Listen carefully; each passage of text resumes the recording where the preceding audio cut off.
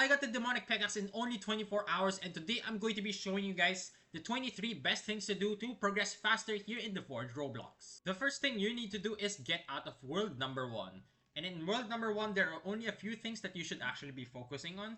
The first one is the pickaxe progression. You want to go from bronze to iron and all the way up to gold while skipping platinum pickaxe. This is because all you need to do is the bananites trick.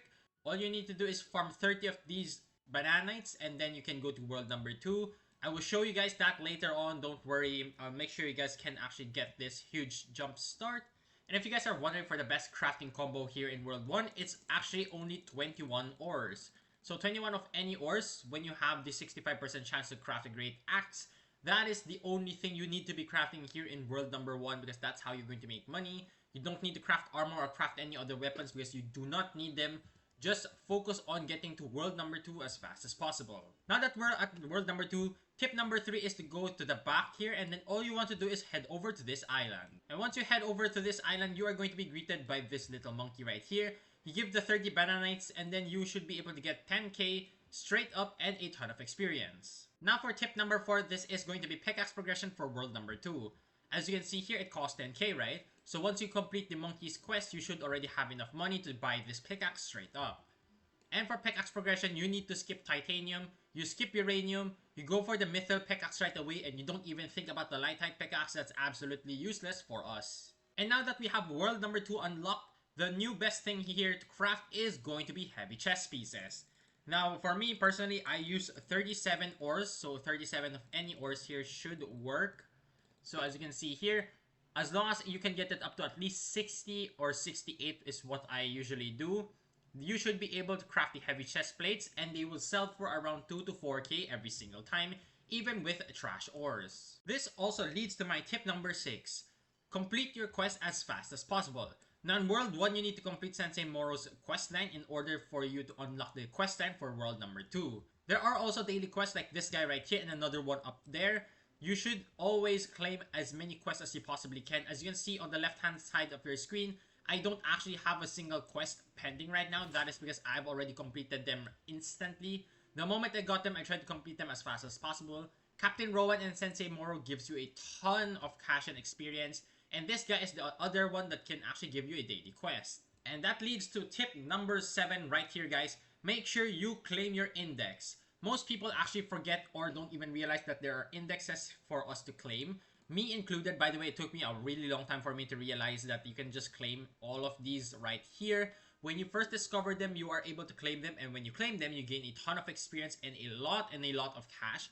Like literally, I gained maybe like 50k. I'm not sure of the exact amount here, but it is definitely a ridiculous amount that you wouldn't have had if you did not claim from the index. That brings us to number 8 here, achievements. Me included, again, I didn't even realize we could go to achievements and then just claim or equip whatever skill we want. For me right now, I have the luck boost equipped, and once I play for 35 hours, it will increase to 24%. But let's say you're trying to farm mobs. You can go for the weaponsmith for attack speed boost, or you could also go for the XP boost right here. Make sure you guys do equip the right skill because trust me, that actually helps you and goes a long way. Next up here, we're gonna stay at the backpack. You go to the shop and then you scroll all the way here to rerolls for your race. So the only way to get rerolls so far as a free-to-play player like me is through codes. And the first slot, you just put whatever you want. But ideally, you need to have a goblin race in your arsenal. This is because, as you can see on screen, the goblin race gives you 12% discount when shopping, which makes everything so cheap. I was able to buy my demonic pickaxe for only 440k because the goblin race actually took off 60,000. This also does work for the arcane. I was able to buy the arcane for a lot cheaper. I think it was like 115. So yes, your races are very important here. You need to have a goblin at least in any of these slots. You unlock the second slot at level 30 and you unlock the third slot at level 100. Now this also leads me to my next point of how to get pickaxes faster. So let's say I have this mithril pickaxe, right?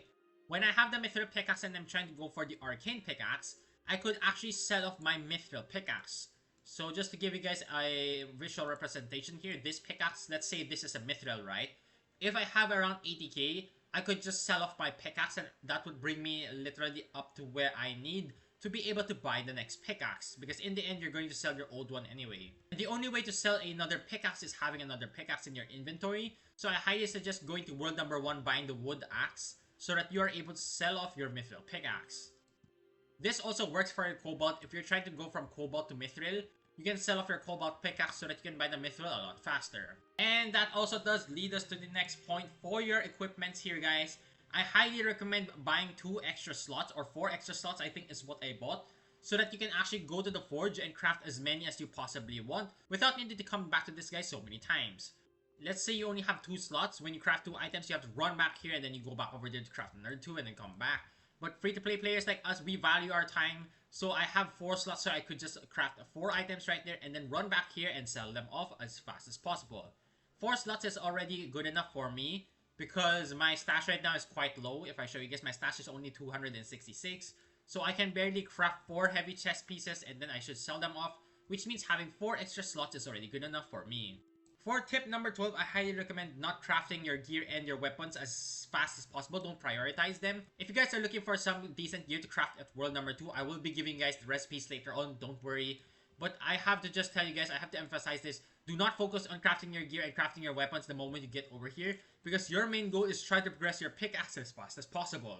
And for me personally, I was able to clear out mobs really fast with trash items, but like I said, I'll be giving you guys my recipes on which I use to progress really fast, because if you guys are wondering, I am one of those people who was able to get the demonic pickaxe in only 24 hours. And once you have your arcane pickaxe, or even if you guys don't have your arcane pickaxe yet, I'm going to show you guys the best weapon for me right now.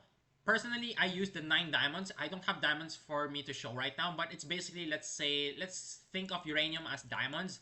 It's 9 diamonds and then 2 eye ores, and then we flip it over. It's for a katana. When you get the Itachi, it's going to be really good. Eye ores give you an extra damage but health decrease, but it's fine, because with the item or the katana that you're going to have, you should be able to kill off any mob that you actually want that isn't in the volcanic area. That was for tip number 13. Now we're moving on to tip number 14, which gear you actually want to craft. Now for me personally, I do favor the 9 cuprite and then 9 rubies. Unfortunately, I do not have 9 emeralds right now, so I'm not going to be able to show you, but I'm going to at least bring it up. So let's do this. So it's supposed to be 9 cuprite, 9 rubies, and 9 emeralds for a heavy helmet. And then when you add another ruby and then you add another cuprite here, then you also add another emerald. So I use Rivalite as the emerald. You have the chance of crafting heavy leggings.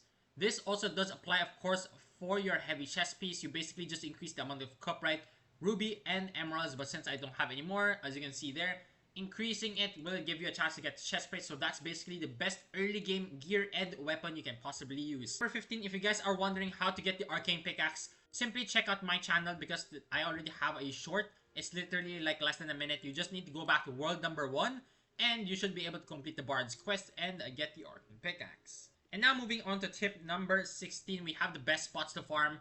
First one is going to be over here. Second one is the entire area down there. It's really overpowered, guys. That is pretty much where I spent most of my time farming without being AFK. By the way, you cannot AFK in those spots because the monsters there are going to be really overpowered. And also the rocks move a lot. Before we move on to the best spot, I would like to give this spot a shout out. You can actually AFK here. It always spawns 2 basalt cores. Sometimes it spawns a basalt vein.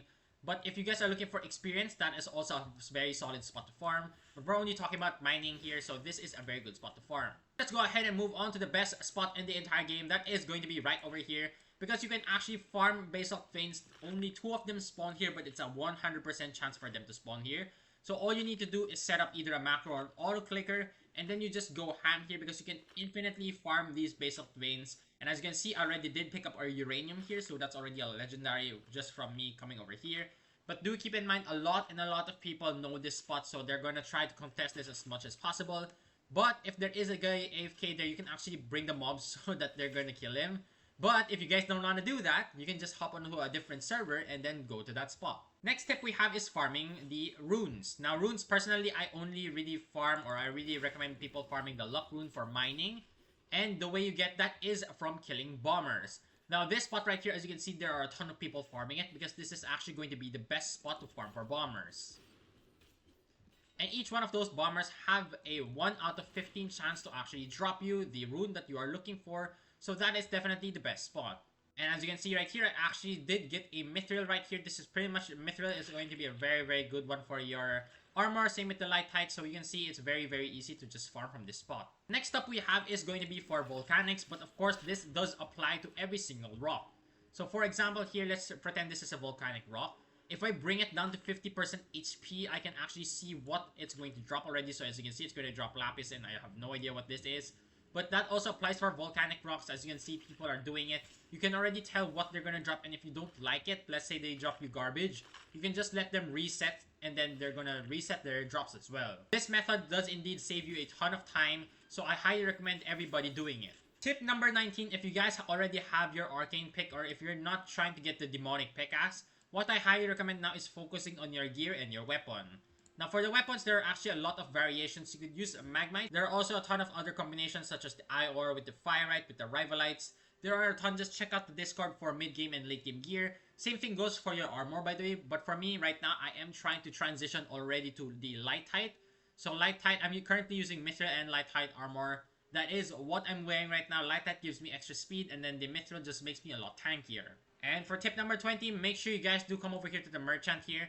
You want to get the minor potions and luck potions. They are the most useful. I wouldn't recommend getting any of these other potions right away unless you're trying to farm mobs. But if you're trying to mine the volcanic rocks or even just the basalt veins from the AFK spot, I highly recommend getting miners and luck potions because it's going to give you a ton of more chances of getting good ores, and you also save a lot of time. For tip number 21, do not ruin your pickaxes unless you are sure you're going to use them, such as the arcane and demonic pickaxe. Now for me personally, I am only going to be ruining the demonic. I didn't ruin the arcane because I already decided that I was going for the demonic anyway, because this is the best pickaxe in the entire game. So if I want to actually ruin the pickaxe right now, I'm going to show you guys. Look at how expensive it is. Just use this as an example. I need 150k to just ruin it. So you can see it's very, very expensive. So you can see it's very, very expensive. If I want to ruin all three, I need to use 450k. So that is exactly why you need to be very careful when you're going to try and ruin your pickaxes. For the arcane pickaxe, I'm pretty sure it's just 37k, so it's not that big of a deal. But if you're trying to go for the demonic pickaxe, I do not recommend ruining your arcane pickaxe. And for tip number 22, it does actually relate to the other one. Make sure you guys do claim your daily quests every single day, because this guy and the one above can actually give you a total of, I believe it was like 8,000 cash and a lot of XP. Even if they're very tedious to do, even if they're boring to do, even if you're already farming money really efficiently, it's actually not that bad to try and do your dailies, especially the guy up there, because the guy up there is just farming mobs. Finally, for tip number 23, if you guys are like me, if you guys are crazy enough to try to go for the demonic pickaxe, make sure you guys do save 500k, and then you also need 3 demonites so that you can actually unlock the door through the mission. So you need 3 demonites here. That is exactly what you need to unlock the door. Then you need 500k, but if you guys followed my guide and you guys have a goblin race, it's only going to be 440. And if you guys sell off your arcane pickaxe, that is going to give you another 93k. So honestly, getting the demonic pickaxe is actually not that difficult. That does wrap up the video, the 23 things you need to do to become successful in the Forge Roblox.